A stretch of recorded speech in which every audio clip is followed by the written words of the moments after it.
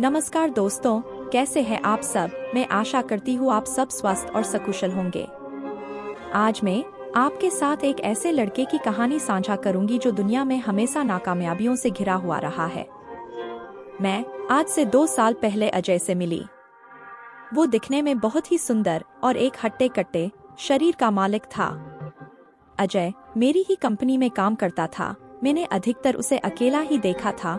जब दोपहर के खाने का समय होता था तो सभी लोग अपने मित्रों के साथ बैठकर खाना खाते थे, परंतु वह हमेशा अकेला ही बैठा होता था। हालांकि मैं मेरे मित्रों के साथ बैठकर ही खाना खाती थी, परंतु उसे ऐसे अकेला देख मुझे बहुत बुरा लगता था। बहुत दिनों तक ऐसा ही चलता रहा। मुझसे ये देखा नहीं गया। एक दिन मैंने उसके पास जाकर उसे दोस्त बनने का कहा। शायद ही उसने उस दिन से पहले मेरे जैसी सुंदर लड़की से बात की होगी, तो अचानक से ये देखकर वो थोड़ा घबरा सा गया। लेकिन स्थिति को देखकर मैं वही उसके पास बैठ गई और उसको अपना परिचय दिया। इतनी बात होने के बाद उसने थोड़ा सहज महसूस किया और उसने भी अपना परिचय मुझे दिया। जब उसने अपने बारे में मुझे बताया तो पता लगा वो हमारी ही कॉलोनी में रहता है। इसके बाद तो हमारा बातचीत बढ़ने का एक और कारण मिल गया था। उस दिन के बाद से मैं और मेरे मित्र उसके साथ ही बैठकर खाना खाते थे। उसको भी अब हमारे साथ बात करना और साथ बैठकर भोजन करना बहुत अच्छा लगने लगा। थोड़े ही दिनों में वो हमारे साथ बहुत अच्छे से घुल मिल गया। अब हमारी मित्र मंडली में वो भी शामिल हो चुका था और शायद इसी वजह से वो भी अब ऑफिस में खुश रहने लग गया था। उसको ऐसे खुश देखकर मुझे बहुत अच्छा लगता था। थोड़े दिनों बाद हम घर से ऑफिस और ऑफिस से घर भी साथ में जाने लग गए, क्योंकि हम दोनों ही मेट्रो से सफर करते थे, तो दोनों को एक दूसरे की कंपनी भी मिल जाती थी। जैसे जैसे हमारी दोस्ती गहरी होती गई, वैसे वैसे हम एक दूसरे के करीब भी आते गए। अब हम शाम के समय में कॉलोनी के पार्क में भी मिलने लगे। इस प्रकार हम पूरे दिन में काफी समय एक दूसरे के साथ बिताने लग गए और एक दूसरे से अपनी सारी बातें भी साझा करने लगे। मुझे आज भी वो दिन अच्छे से याद है। उस दिन रविवार था, हमारे ऑफिस की छुट्टी थी, तो हम दिन में उस दिन मिल नहीं पाए। तो रोजाना के जैसे उस दिन भी हम शाम को पार्क में मिले।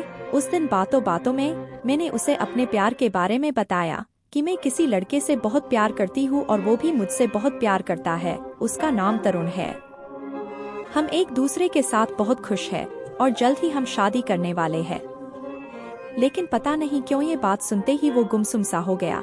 इसके बाद उसने मुझसे ज्यादा बात नहीं की और मुझे बोला कि आज मुझे मेरी तबीयत सही नहीं लग रही है, और ये बात बोलकर घर जाने का कहने लगा। हमें पार्क में आए अभी 20 मिनट भी नहीं हुई थी, जबकि रोज हम एक घंटे तक पार्क में घूमते थे।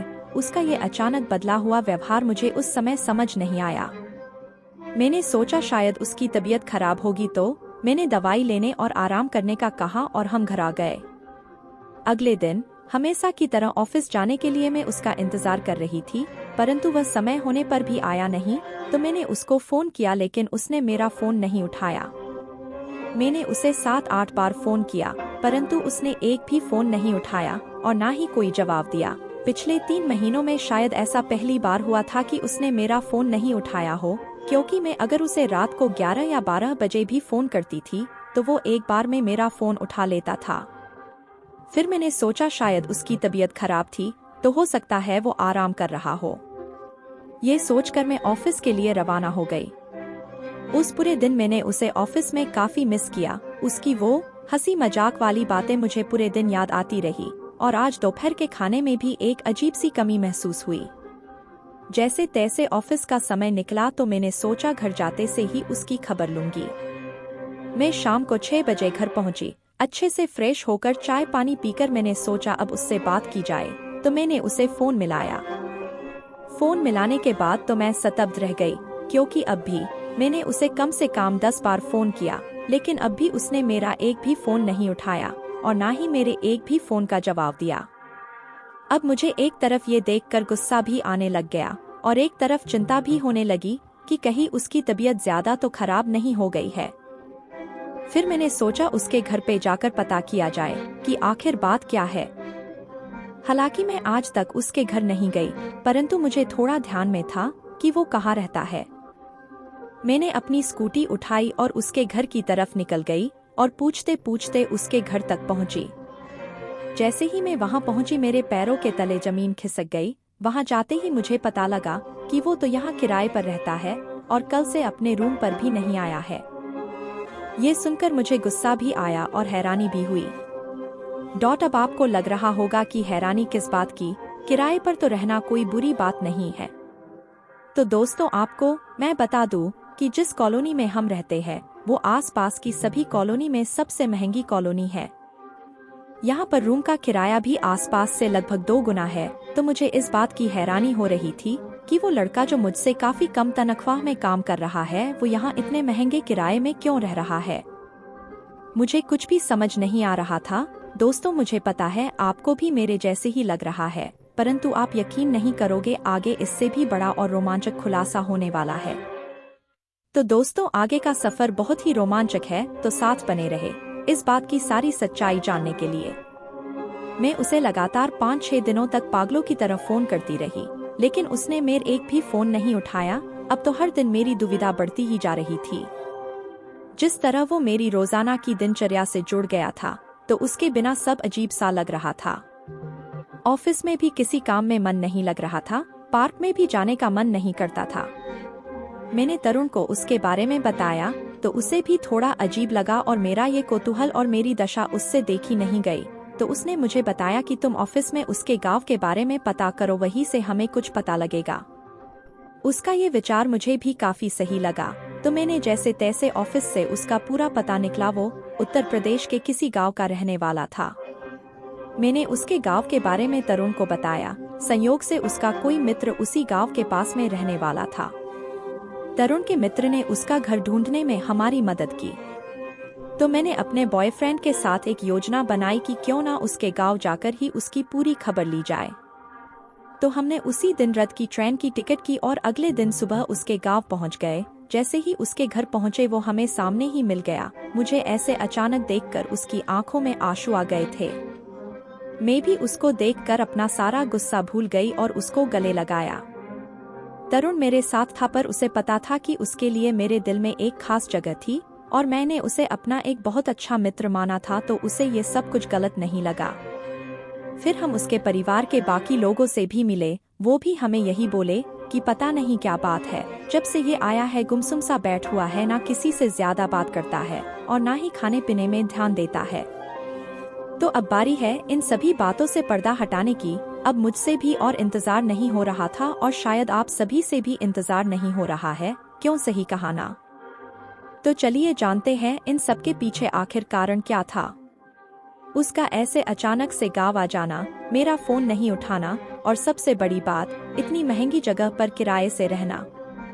मैंने सारी बातें उससे पूछना शुरू किया कि ये सब क्यों कर रहे हो। तो उसने मुझे पायल के बारे में बताया। उसने बताया कि उसके साथ वाले घर में एक पायल नाम की लड़की रहती थी।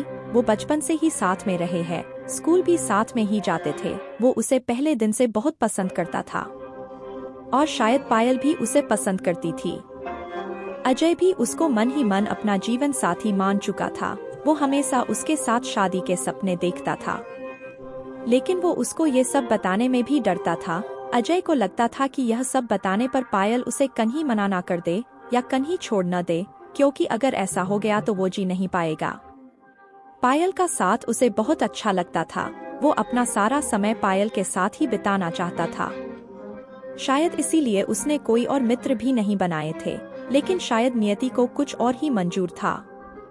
पायल के पापा दिल्ली में किसी कंपनी में काम करते थे। वहां उनका एक बड़े पद पर प्रमोशन हो गया था और उन्हें दिल्ली में ही कंपनी की तरफ से एक घर भी मिल गया था। इसी कारण पायल और उसका परिवार दिल्ली आ गया और पायल और अजय की कहानी बीच में ही रह गई। पहले वो उसे खोने के डर से अपने दिल की बात बोल नहीं पाया और अब वो उसके पास नहीं थी। उसकी याद में वह रोता रहता था, किसी से बात तक नहीं करता था, सबसे अलग थलग रहने लग गया। अब उसका मन पढ़ाई में भी नहीं लगता था और उसने पहले दिन से कभी मित्र भी नहीं बनाए थे। तो अब उसके साथ वाला भी कोई नहीं था जो उसे सहारा दे सके। जैसे तैसे उसने 2 साल निकाले और दिल्ली में ही कहीं जॉब ढूंढने लग गया। जब उसे दिल्ली में जॉब मिली तो उसे कुछ अच्छा लगा। उसने पायल के लिए अपना घर अपना गांव छोड़ दिया और दिल्ली आके जॉब करने लग गया। इसके साथ साथ वो पायल को भी ढूंढने लग गया। तब उसे कहीं से पता लगा कि पायल दिल्ली में एक बहुत बड़ी और महंगी कॉलोनी में रहती है।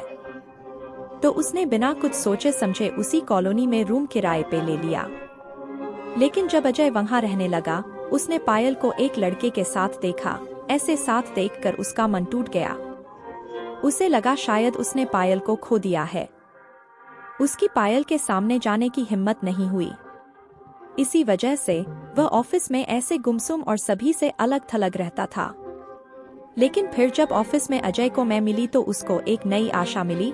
उसको लगा शायद उसके जीवन में प्यार वापस आ गया है।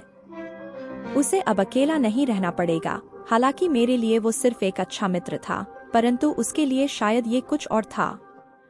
उस दिन जब मैंने उसे अपने प्यार के बारे में बताया तो वो पूरी तरह ही टूट गया और बिना कुछ सोचे समझे, बिना मुझसे कोई बात किए, ऐसे अचानक गांव वापस आ गया। जब मैंने उसकी सारी बातें सुनी, मुझे पहले तो बहुत बुरा लगा और फिर बहुत हंसी भी आई। मुझे पता है आपको लग रहा है कि मुझे उसकी इस दशा पर हंसी क्यों आई, मैं इतनी क्या खुदगर्ज हूँ। रुको रुको, आपको भी पूरी बात बताती हूँ, शायद आपको भी फिर हंसी आए।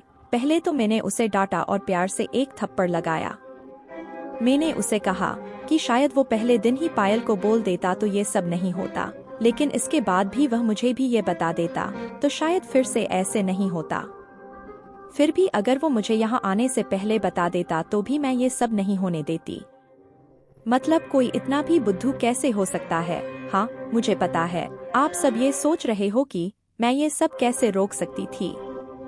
तो चलो आपको भी बताती हूँ जो मैंने उस दिन उसे बताया था कि मैं कैसे ये सब रोक सकती थी।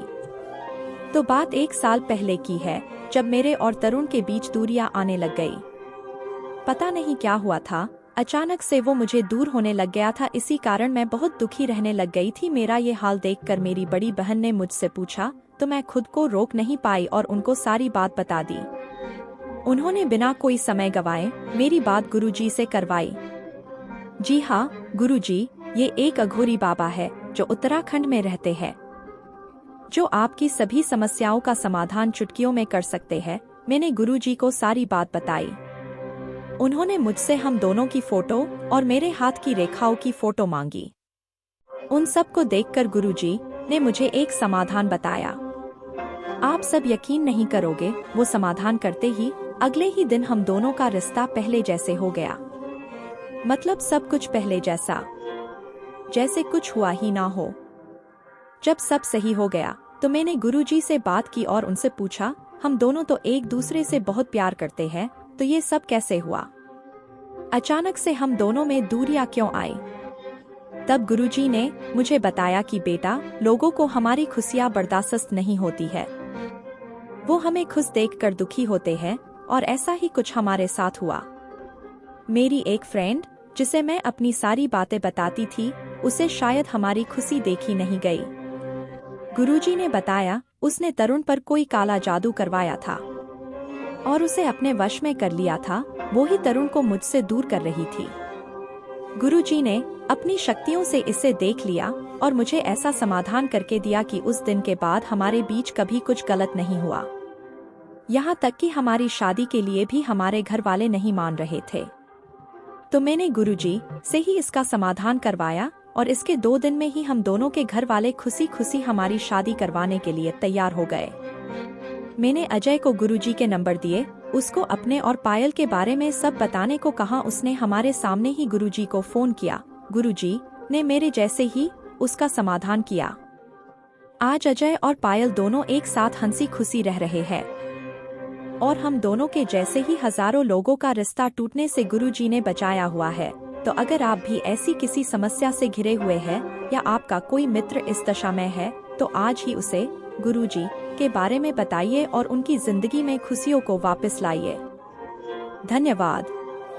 इसी के साथ आज की ये वीडियो यही समाप्त करते हैं। जल्दी ही आपसे किसी नई वीडियो के साथ मिलते हैं। तब तक हंसते रहिए, खुश रहिए और ऐसे ही प्यार करते रहिए।